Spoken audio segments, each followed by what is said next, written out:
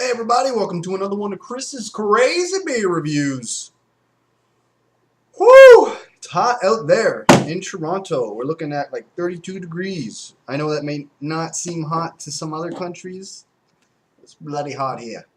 Alright, I'm going to be drinking the Barley Days Brewery Harvest Gold Pale Ale. Now, this is a 341 milliliter bottle at 4.8% ABV. And, yeah, very interested to see what this is going to be like.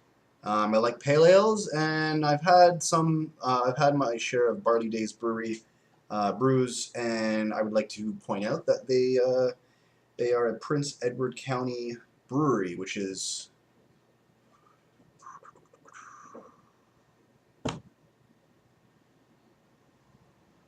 east of Toronto. Can't think right now. Yeah, so let's dig into this brew. I'm popping it with my lighter as usual. No fancy cap, so I'm going to be throwing this one in the trash, or should I say recycling? No, I don't want that over there. Anyway, all right. I'm going to be using my Samuel Smith beer glass. Sorry, my phone's ringing. I'm going to use my Samuel Smith glass here. Holy smoke, scared the crap out of me. Did you see that? I hold the glass up and all of a sudden there was a freaking tail in my glass. Anyway, it's pasta.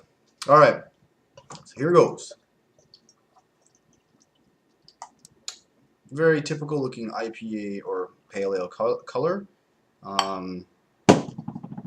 It's almost kind of like, on my end, it almost kind of looks like banana color.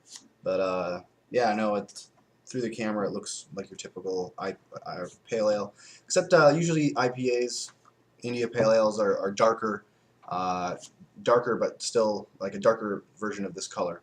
Yeah, so for pale ales, I say this looks pretty good. One thing I'd like there to be is a little bit more head, though. There's not very much head. Got a very creamy looking head, which is nice. It's a very white head, and oh wow, I don't know if I've ever had this in a pale ale before, but it smells very nutty. Like smells very woody and very nutty. Like if you've ever had Black Oak Brewery, they have a nut ale, a nut brown ale. That's that distinct taste and aroma that you get in that kind of beer. I'm getting from the aromas in this.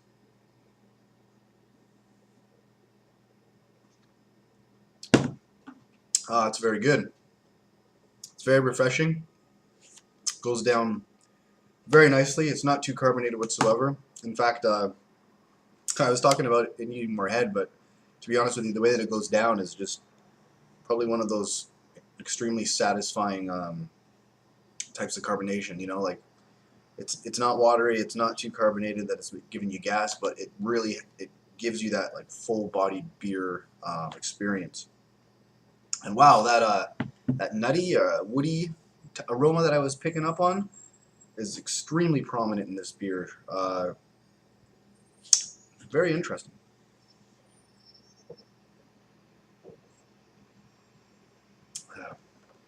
I was reading the box. I don't have the box with me.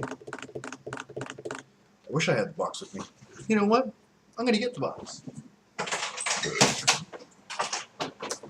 Right here.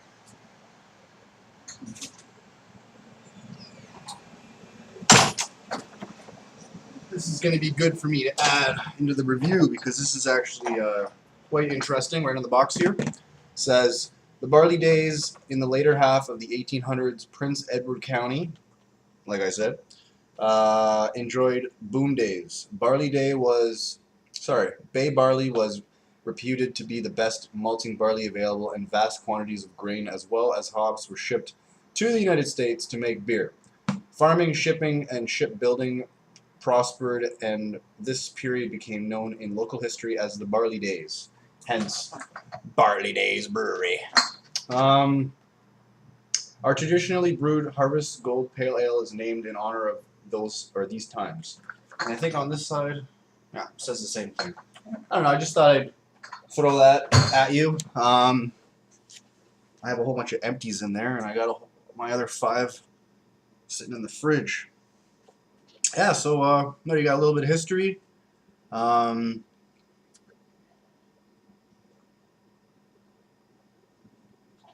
would like to say that if I could, even for a moment, think that I could possibly taste the difference between a 4.8% beer and a 5% beer, this actually does taste a little bit less than 5% alcohol by volume. So that's hard for me to. It's really hard for me to say. Like that's quite the claim, but you really do taste the 4.8% ABV in this beer. I to a T. I don't know. I'd like to think that I'm good at making points like that because I've been drinking beer for a long time. So, I got a pretty good understanding of how the alcoholic taste should resemble the actual ABV. Anyways, so just dragging you on here.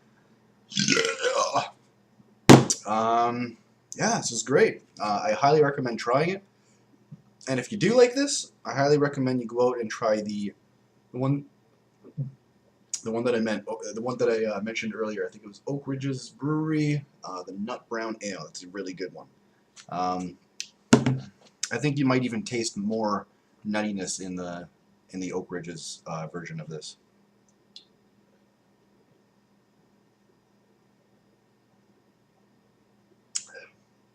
Now, we don't have very much lace, but the way that this beer goes down serves it well. It is that's probably what I like about it the most, is the way that it goes down.